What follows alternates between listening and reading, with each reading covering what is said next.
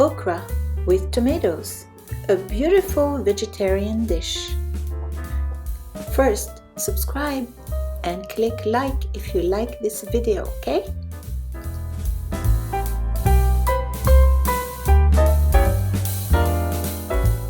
Turn your hot pot on high, add 3 tablespoons of olive oil, 2 sliced tomatoes, and 5 cloves of garlic crushed.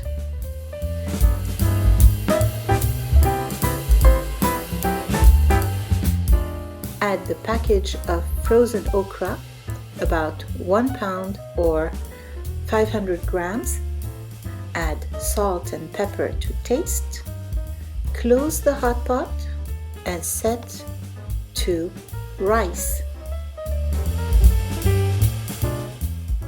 When you open the hot pot, you will see that there is quite a bit of sauce.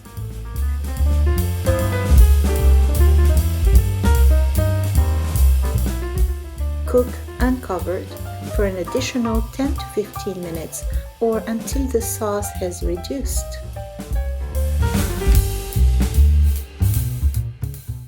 And voila! Delicious with a side of rice and a yogurt and cucumber salad.